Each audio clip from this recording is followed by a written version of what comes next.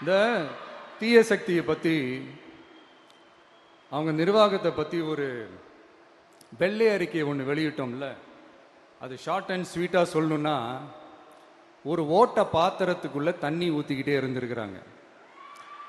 பாத்திரம் எம்டியாகவே இருந்திருக்கு, ஆனால் ஊற்றின தண்ணி தான் எங்கே போச்சுன்னு தெரில. கடவுளுக்கு தான் வெளிச்சம். அது மாதிரி இப்போ நம்ம சொன்னதெல்லாம் சும்மா ஒரு சாம்பிள் தான். இன்னும் வரப்போகிற நாட்களில் உங்கள் அரசனுடைய அந்த விஸ்வரூபத்தை நீங்கள் பார்ப்பீங்க. அடுத்து வாயத்துறங்க சிஎம். அடாடா, உங்கள் சிஎம் நெஞ்சிலேயே குத்திட்டு வந்தீங்க பாருங்க, அதெல்லாம் வேற லெவல். பேசுங்க பேசுங்கன்றீங்க, பேசுனா எந்திரிச்சு ஓடிடுறீங்க.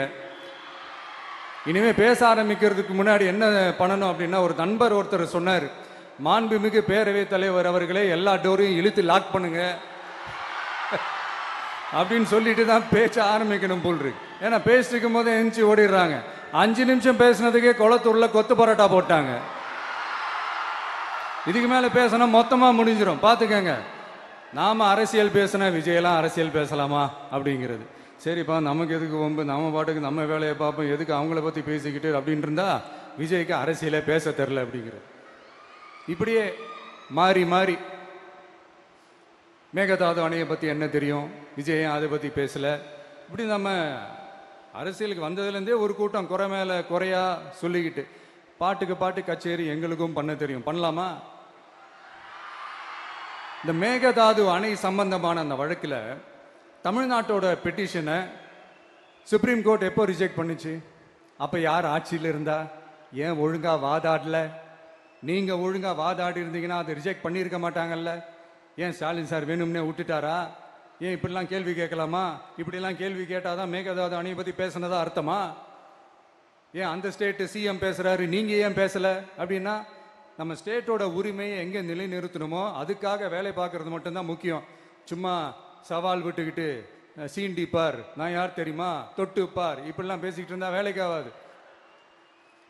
சும்மா பேசி பேசி பிரச்சனையை வளர்த்துக்கிட்டு யார் மேலே அது பழியை தூக்கி போட்டுட்டு அப்புறம் மக்களை அம்போன்னு தெருவில் விட்டுட்டு இப்படிதான் ஒரு அரசியல் பண்ணணும்னா அந்த அரசியல் நமக்கு தேவையும் இல்லை, அதை நம்ம செய்யவும் போறதில்ல. Talk less work more mode தான், அதுதான் நம்ம பாலிசியே. அதனாலதான் சட்டசபையில் அந்த அரசினர் தீர்மானம்னு சொல்லி ஒன்று கொண்டு வந்தோம். அதை எப்படி டு டேக் இட் ஃபார்வர்ட், எப்படி கொண்டு போகணுமோ அதை சரியாக செய்வோம். சென்ட்ரல் கவர்மெண்ட்லேருந்து அந்த டீலிமிட்டேஷனை திரும்ப கொண்டு வர போகிறதா ஒரு பேச்சு ஒன்று அடிப்படுது. யார் என்ன டீலிமிட்டேஷன் கொண்டு வந்தாலும் தமிழ்நாடு அது ஒத்துக்காது. நமக்கான இடத்தை யாரும் பறிக்கவும் முடியாது, அது பறிக்கவும் விட மாட்டோம்.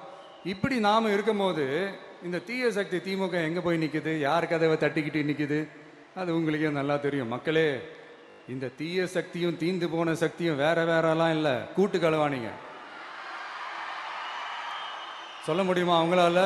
எங்களுக்குள்ள ஒட்டும் இல்லை, உறவும் இல்லை, அறிவிக்க முடியுமா, நிரூபிக்க முடியுமா?